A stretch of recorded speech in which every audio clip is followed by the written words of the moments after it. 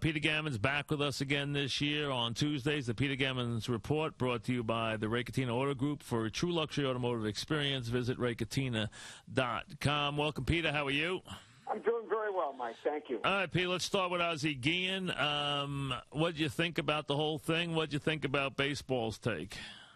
Well, I mean, first of all, it was not very sensical of Ozzie to say anything about Fidel Castro in Miami. No question. With so many ex-Cubans. Now, we could talk about how Major League Baseball played exhibition games in Venezuela when Hugo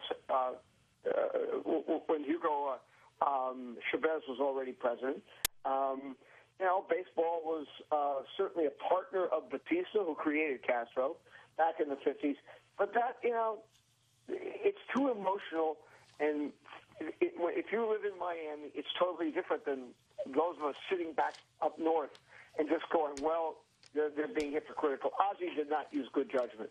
And I think it's right that he addressed it. And he actually said something to me this spring, which I thought was great, which is really true. He said there are millions of Cubans who want to get away from Castro and get into the United States.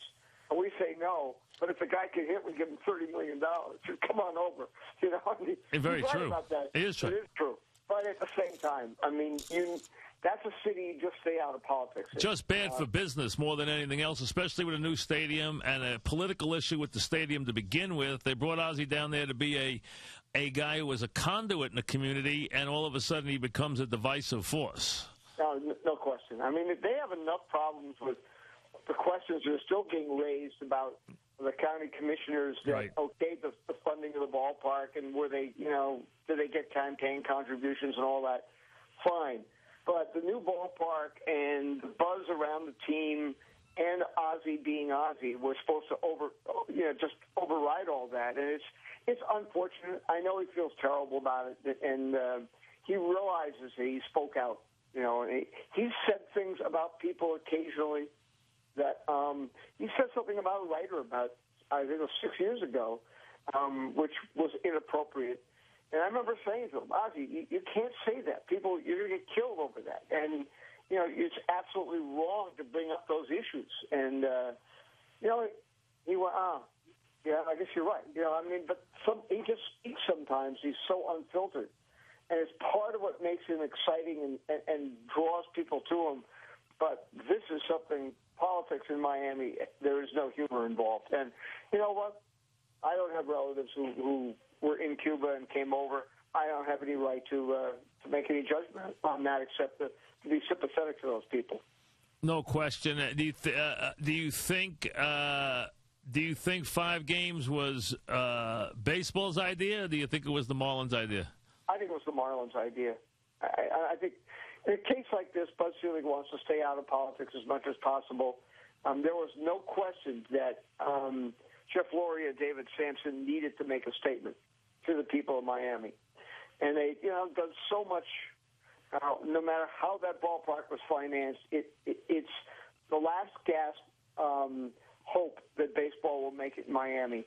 And this does some harm to them. Now they have to get Giancarlo Stanton healthy and get their pitching healthy and start winning and be in the race, and it will be forgotten by the middle of May.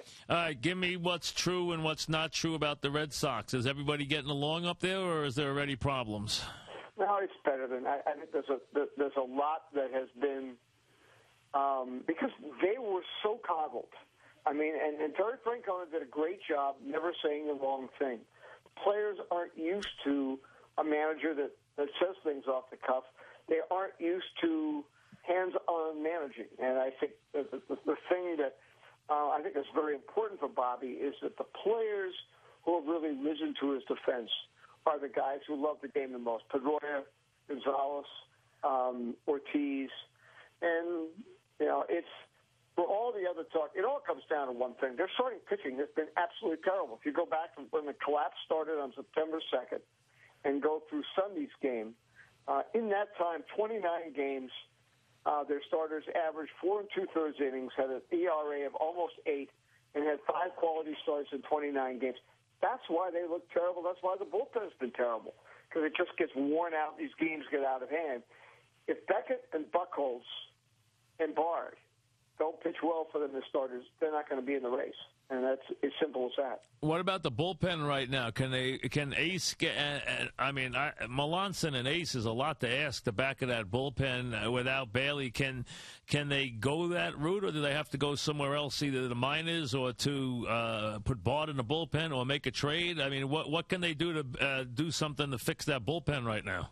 Well, I think that the necessity for Bard to be able to start is so important. Because you still don't know about Buchholz's back. You don't know. Beckett was 89 to 92 the other day. Now, that could be because he was flying around for a week having his thumb checked. Maybe it's his thumb. Maybe not. But they need Bard right now. I do think Aceves can pitch the ninth inning. I think he's better than he's probably as good as about half the closers, at least, in the American League. The problem is going to be the 6th, 7th, and 8th innings when they don't get performances like Lester had on opening day. So where that comes from, Morales has thrown the ball really well. I think Andrew Miller will come up fairly soon. They get Rich Hill back probably in 3 weeks. And they have a kid named Alex Wilson, who John Farrell always said was the next closer after Papelbon. He'll probably be up in May. How much they get out of those guys will be interesting to see. But again, they've got to start getting quality starts and innings out of their starting pitchers. They were second to last in the league in innings pitched out of their starters last year, and it's been except for Lester's and Dubron's starts, and even Dubron only went 5 innings. Other than Lester's start, they haven't gotten 6 or 7 innings out of the starter.